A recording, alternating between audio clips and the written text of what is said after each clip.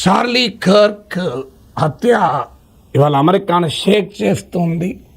Who is Charlie Kirk? ఆ Charlie Kirk మొదటి వ్యక్తి కాదు, అమెరికాలో గన్ వైలెన్స్కి బలయ్యే తప్పనిసరిగా చివరి వ్యక్తి కూడా కాదు.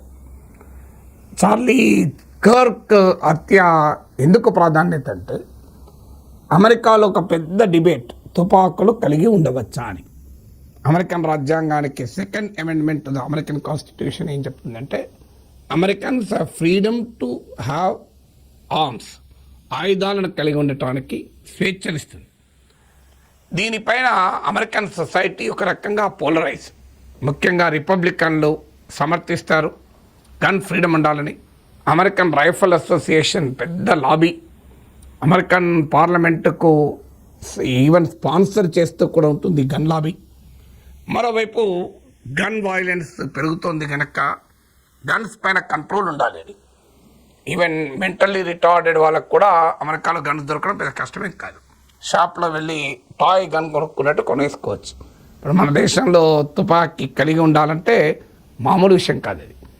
అందుకే మీకు ఇష్టం వచ్చినట్టుగా మాస్ షూటింగ్ జరుగుతూనే ఉంటాయి. అందువల్ల ఇది అన్యాయము, ప్రజల ప్రాణాలకే ముప్పుగా వాటిల్లుతోంది అంటూ గన్ లాబీని వ్యతిరేకించేవారు. అందులో డెమోక్రాట్లు చాలామంది గన్ లాబీని వ్యతిరేకిస్తారు. కానీ ఇంట్రెస్టింగ్ కూడా ఒక స్ట్రేంజ్ పాయింట్ ఏంటంటే, చార్లీ కర్క్ ఇది biggest supporter of gun lobby. ఎందుకంటే ట్రంప్ ఆలోచన విధానానికి ఒక రకంగా స్పోక్స్ పర్సన్. ఈ ద యంగర్ అమెరికన్స్లో ట్రంప్ ప్రవక్త, ట్రంప్కు స్పోక్స్ పర్సన్ అని చెప్తాను. సో ఆయన 18 yearsలో కాలేజ్ డ్రాప్ అవుట్, షికాగో సబర్బ్లో పుట్టాడు. ఇప్పుడు కేవలం 31 yearsలో అమెరికాలో ఇంత ప్రామినెంట్ అయ్యాడు. It's considered A Charlie Kirk phenomena అంటారు. సోషల్ మీడియాలో టిక్టాక్లో కానీ ఎక్స్లో కానీ మిలియన్స్ ఆఫ్ ఫాలోవర్స్ ఉంటారు.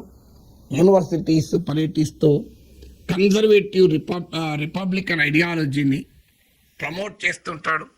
మేక్ అమెరికా గ్రేట్ అగైన్ ఫిలాసఫీకి ఒక రకంగా రిప్రజెంటేటివ్. ట్రంప్ ఆలోచన విధానానికి పూర్తిగా కలిసి ఉంటాడు కనుక ట్రంప్ కూడా బాగా క్లోజ్. అందుకే ట్రంప్ చార్లీ కర్క్పై దాడిని అమెరికాపై దాడిగా కూడా వర్ణించాడు. చార్లీ కర్క్ యూనివర్సిటీస్ అన్ని పర్యటిస్తూ కన్జర్వేటివ్ రిపబ్లికన్ ఐడియాలజీ పైన డిబేట్ చేస్తూ ఉంటాడు. వాస్తవంగా జేడీ వ్యాన్స్ను మాగా లాబీకి పరిచయం చేసింది కూడా చార్లీ కర్క్ షోలోరా జేడీ వ్యాన్స్ ఇన్వైట్ చేయడం ద్వారా. సో 18 yearsలోనే కాలేజ్ డ్రాప్ అవుట్ అయి టర్నింగ్ పాయింట్ అమెరికా అని ఒక సంస్థను పెట్టి కన్జర్వేటివ్ రిపబ్లికన్ ఐడియాలజీని యంగర్ జనరేషన్లో ప్రచారం చేసే కార్యక్రమం చేపట్టాడు. అలా పాపులర్ అయ్యాడు తన ఉపన్యాసాలతో, తన చర్చలతో. అన్ఫార్చునేట్లీ అలాంటి చర్చలోనే ఒక యూనివర్సిటీలో ఒక క్వశ్చన్కు ఆన్సర్ చేస్తూ ఆగంతకుని బుల్లెట్లకు బలయ్యాడు చార్లీ కర్క్. ఇందులో ఆ ప్రశ్న కూడా ఏంటంటే, విధి ఎంత విచిత్రంగా ఉంటుంది అనటానికి. మాస్ షూటింగ్స్ పైన ఒక ప్రశ్న అడిగారు. ఇదే బిగ్గెస్ట్ సపోర్టర్ గన్ లాబీ అని చెప్పాను కదా. మాస్ షూటింగ్స్ పైన ప్రశ్నకు సమాధానం చెప్తున్న సమయంలోనే కరెక్ట్గా గన్ వదిలిన బుల్లెట్లకు బలైపోయాడు.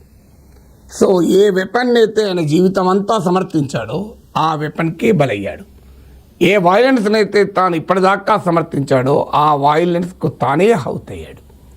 తనను గన్ వైలెన్స్, గన్ రైట్స్ అన్నాడు కదా, గన్ రైట్స్ను చార్లీ కర్క్ రైట్ టు లైఫ్ని తీసేసింది. చార్లీ కర్క్ వాదించింది ఏంటంటే, సెకండ్ అమెండ్మెంట్ అంటే అమెరికన్లకు ఆయుధాలు కలిగి ఉండే స్వేచ్ఛ ఉంటేనే ఇతర రకాల ఫ్రీడమ్స్, అమెరికన్ రాజ్యాంగం ప్రామిస్ చేస్తున్న ఇతర ఫండమెంటల్ రైట్స్కు రక్షణ ఉంటుంది అని వాదించాడు.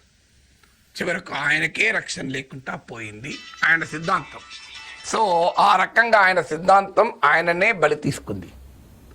సో చార్లీ కర్క్ యంగ్ అమెరికన్స్ను కన్జర్వేటివ్ రిపబ్లికన్ ఐడియాలజీ, అబార్షన్కు వ్యతిరేకం, సో ఒక రకంగా అమెరికన్ వాల్యూస్గా చెప్పబడేటువంటి కన్జర్వేటివ్ రిపబ్లికన్ ఐడియాలజీని ప్రచారం చేయడం ద్వారా యూనివర్సిటీస్లో యంగ్ కన్జర్వేటివ్స్ను క్రియేట్ చేశారు. ఆ యంగ్ కన్జర్వేటివ్స్లో అత్యధికులు ట్రంప్ క్యాంపెయిన్లో పాల్గొన్నారు. ఒక రకంగా ట్రంప్కు యువ సైన్యాన్ని సృష్టించినటువంటి వ్యక్తి. అందుకే చార్లీ కర్క్ హత్య ట్రంప్ను కూడా కదిలించి వేసింది. అంటే ఒక బలమైన పోలరైజింగ్ ఫిగర్. ట్రంప్ ఎంత పోలరైజింగో ట్రంప్ లాగా చార్లీ కర్క్ కూడా హైలీ పోలరైజింగ్ ఫిగర్. తాను సృష్టించిన విద్వేషానికి, తాను సృష్టించిన పోలరైజేషన్కు తానే బలైపోయాడు. ఇది చార్లీ కర్క్ జీవితం నేర్పుతున్న పాఠం. అందువల్ల నీవు దేన్ని సమర్థించావో అదే నిన్ను తినేస్తుంది, అది నీ దాకా వస్తే నీకు తెలుస్తుంది అనటానికి story of Charlie Kirk is an example. Rise of Charlie Kirk కూడా ఒక వెరీ ఆసక్తికరమైనటువంటి స్టోరీ. ఇతను జస్ట్ ఎట్ ఏజ్ ఆఫ్ 31, ఎంత చెప్పినట్లు ఎట్ ఏజ్ ఆఫ్ 31 చనిపోయాడు. సో వెరీ యంగ్ ఏజ్లో 19 ఇయర్స్ ఆ ప్రాంతంలోనే 18-19 ఇయర్స్ ఉన్నప్పుడే ఒక న్యూస్ పేపర్లో ఒపీనియన్ పీస్ రాశాడు. దాంట్లో అప్పటి వరకు అమెరికన్ విద్యా సంస్థల్లో, క్లాస్ రూమ్స్లో చాలా ప్రామినెంట్గా వినపడేటువంటి టాప్ ఇన్ఫ్లుయెన్షియల్ ఇంటలెక్చువల్స్ పాల్ క్రగ్మాన్ లాంటి వాళ్ళను విమర్శిస్తూ వ్యాసం రాశాడు. ఈ వ్యాసము చూసిన తర్వాత ఫాక్స్ టీవీలో చార్లీ కర్క్ ఇంటర్వ్యూ కూడా వచ్చింది. సో చార్లీ కర్క్ వాదన ఏంటంటే క్లాస్ రూమ్స్ అనేది రాజకీయాలకు అతీతంగా ఉండాలి, కానీ అమెరికన్ క్లాస్ రూమ్స్ అనేది అలా లేవు. Doctrine of liberalism and equality, సమానత్వము, ఉదార భావాల్ని మన క్లాస్ రూమ్స్లో బోధిస్తున్నారు. అలాంటి భావాలను ప్రతీకగా ఉండే పాల్ క్రగ్మన్ లాంటి వాళ్ళు క్లాస్ రూమ్లో హీరోలు అవుతున్నారు అంటూ ఆ వ్యాసంలో పేర్కొన్నారు. దీంతో ఫాక్స్ టీవీ అతన్ని ఆహ్వానించింది. ఆ తర్వాత ఆయనను conservative top business men college drop out అయి ఒక ఎన్జిఓ పెట్టమని అడిగితే ఆయన టర్నింగ్ పాయింట్ యుఎస్ఏ అని సంస్థను ఇంతకుముందు చెప్పినట్లు పెట్టాడు. ఆ తర్వాత అనేక యూనివర్సిటీలు తిరుగుతూను సోషల్ మీడియా ద్వారా కన్జర్వేటివ్ రైట్ వింగ్ ఐడియాలజీని ప్రాపగేట్ చేస్తున్నాడు.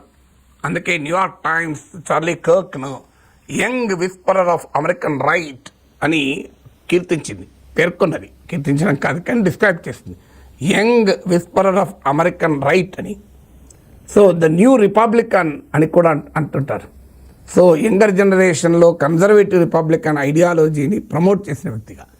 ఇంట్రెస్టింగ్ ఏంటంటే Charlie Kirk Trump election campaign official కాదు, ట్రంప్ అడ్మినిస్ట్రేషన్లో భాగం కూడా కాదు.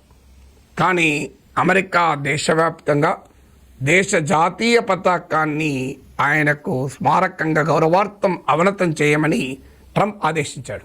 It's the rare honour given to top personalities. గవర్నమెంట్లో ఉన్నవాళ్ళు, చాలా ప్రముఖులు, నేషనల్ ట్రాజడీస్ అప్పుడు జాతీయ పతాకాన్ని కిందికి దించుతారు. అంతటి అపూర్వ గౌరవాన్ని ఈ 31 ఇయర్స్ చార్లీ కర్క్ ఇవ్వమని ట్రంప్ ఆదేశాలు ఇచ్చాడు. చార్లీ కర్క్ ఐడియాస్ ఒక రకంగా కన్జర్వేటివ్ రిపబ్లికన్ల పునర్జీవనానికి, రిన్యూవల్కు కారణమయ్యాయి.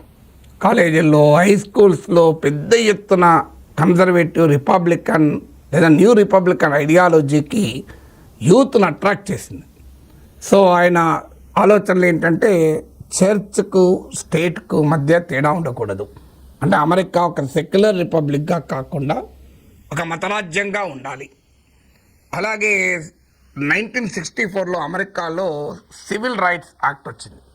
అంటే ఎవరి పట్ల కూడా based on race, religion, colour, gender, nationality, వాళ్ళు ఎక్కడి నుంచి వచ్చారు, నేషనల్ ఆరిజిన్ ఏంటి, వీటి ఆధారంగా ఎక్కడా కూడా వివక్ష ఉండకూడదని అమెరికాలో ఒక పౌర హక్కుల ఉద్యమానికి ఒక రెస్పాన్స్ అది. సో దాన్ని ఒక బిగ్ మిస్టేక్గా చార్లీ కర్క్ అభివర్ణించేవాడు. అంటే చాలా క్లియర్గా వైట్ రేసిస్ట్ సుప్రిమసీ ట్రంప్ ఏదైతే కోరుకుంటాడో దాన్ని ప్రబోధిస్తూ ఉంటాడు. సో దీన్ని గ్రేట్ రిప్లేస్మెంట్ థియరీ అంటారు. ఇమిగ్రేషన్ పెరుగుతోంది, అందువల్ల ఇమిగ్రేషన్ కూడా వ్యతిరేకం ట్రంప్ లాగానే. సో ఈ ఇమిగ్రేషన్ పెరిగి అమెరికాలో వైట్ పాపులేషనే మైనారిటీ అవుతారు అని చార్లీ కర్క్ వాదన. నాన్ వైట్స్ డామినేట్ చేస్తారు అని. సో అమెరికా నాగరికత ప్రమాదంలో పడింది. అందుకే అమెరికా నాగరికతను మళ్ళీ అమెరికన్ వాల్యూస్తో మనము పునరుద్ధరించాలి అన్నది చార్లీ కర్క్ వాదన. అందుకే ట్రంప్ అంతగా చార్లీ కర్క్ను అభిమానించడానికి కారణమయ్యాడు. సో ట్రంప్ క్యాంపెయిన్ అఫీషియల్ కాకపోయినా ట్రంప్ విజయానికి సిగ్నిఫికెంట్గా దోహదం చేసినటువంటి వ్యక్తి చార్లీ కర్క్. కారణం ఏంటంటే Trump MAGA ideology, make America great again అనే ideology, white racist American right wing conservative ఐడియాలజీకి రిప్రజెంటేటివ్గా ఉన్నాడు. యంగ్ చార్లీ కర్క్ దానికి ఒక పవర్ఫుల్ అంబాసిడర్గా ఉన్నాడు. 23 ఇయర్స్ అప్పుడే, 23 వయసులోనే 2016లో ఈ address the national Republican convention.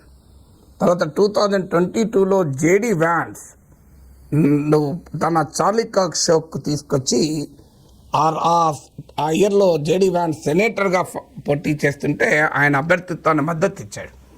అంటే ఇతను తర్వాత ట్రంప్ రన్నింగ్ మేట్ కావటానికి కూడా చార్లీ కర్క్ ఒక పాత్ర పోషించారంటారు. ఎందుకంటే న్యూయార్క్ టైమ్స్కి ఇచ్చిన ఇంటర్వ్యూలో చార్లీ కర్క్ అన్నది ఏంటంటే, ట్రంప్ను నచ్చని కానీ ట్రంప్ ఐడియాస్ను నచ్చే సబర్బన్ రిపబ్లికన్స్ కొన్ని లక్షలలో ఉన్నారు. Those may not like Trump but like Trump's ideas. వాళ్లకు జేడీ వ్యాన్స్ అపీల్ అవుతాడు. అందుకే ఈ కాంబినేషన్ అనేది గెలిచే కాంబినేషన్ అన్నాడు. సో ట్రంప్ 2024 విక్టరీలో మరో కీలకమైందంటే అరిజోనా, విస్కాన్సన్, వీటి స్వింగ్ స్టేట్స్ అంటారు. స్వింగ్ స్టేట్స్లో కూడా చార్లీ కర్క్ చేంజ్ ఓట్ అనే క్యాంపెయిన్ను చేపట్టాడు. ఒక రకంగా యంగ్ ఓటర్స్ను ట్రంప్కు దగ్గర చేసి ఒక ట్రంప్ ఐడియాలజీకి యంగ్ ఓటర్లను అట్రాక్ట్ కావటంలో కీలక పాత్ర పోషించాడు చార్లీ కర్క్. అందుకే ఆయనను ట్రంప్ జూనియర్ రాక్ స్టార్గా పిలిచాడు. డొనాల్డ్ ట్రంప్ అయితే అమెరికన్ యువ హృదయాలను చార్లీ కర్క్ అర్థం చేసుకున్నంతగా ఎవరూ అర్థం చేసుకోలేదు అన్నారు. No one could understand the young American heart than Charlie Kirk అన్నారు. సో చార్లీ కర్క్ను ఇలా ఆయన సృష్టించిన విద్వేష పోలరైజేషన్ బలి తీసుకోవచ్చు. కానీ Charlie Kirk is not an individual. ఈ represents an ideology, represents a new generation ideology, right wing conservative ideology వైపుగా తీసుకెళ్లే ఒక పవర్ఫుల్ ప్రమోటర్గా ఎమర్జ్ అయ్యాడు. అందువల్ల ఈ రిప్రజెంట్స్ మోర్ దెన్ పర్సనాలిటీ. అందువల్ల గన్ వాయలెన్స్లో చార్లీ కర్క్ అంతం కావచ్చు, కానీ అమెరికన్ సొసైటీలో చార్లీ కర్క్ రిప్రజెంట్ చేసినటువంటి ఐడియాలజీ అమెరికాను పోలరైజ్ చేస్తూనే ఉంటాయి.